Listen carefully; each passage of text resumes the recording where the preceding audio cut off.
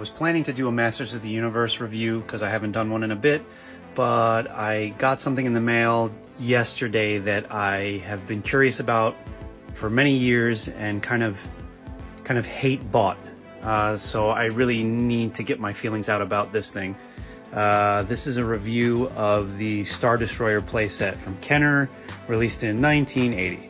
I didn't have a lot of Star Wars toys when I was a kid. I was already on to G.I. Joe stuff when I was that age. But I love the Star Wars movies, and ever since my earliest memories of watching those movies, I remember being just totally engrossed and captivated by the Star Destroyers of the Empire, the design, and just like the sheer scale of them. And as a Star Wars fan kid, I was really hoping that they would eventually come out with a playset based on them. I moved on to other toy lines and other movies and cartoons as I grew older, but as an adult collector, I decided to go back and see, hey, if they ever did actually make something based on a Star Destroyer. And lo and behold, Kenner did, but what they made was this. So a quick perimeter look at the whole playset. It does have a pivoting gun up front, and lots of foot pegs, which I'm putting to use. I gotta do something to spruce this thing up. It does have Vader's meditation pod, or whatever you want to call it, that opens just by pulling up on this.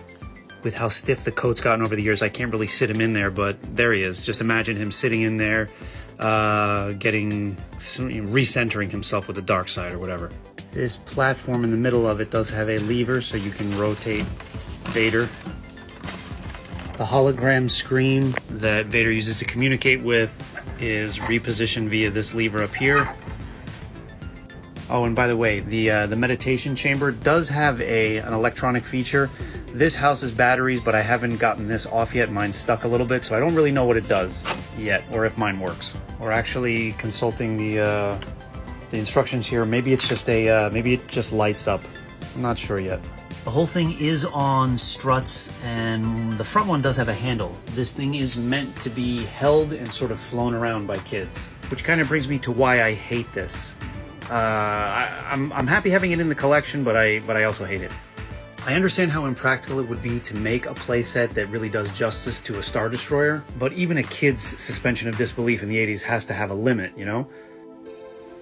That, we know, is only a slice of the Death Star. That's what it's supposed to be. But this is not just supposed to be the bridge of the ship.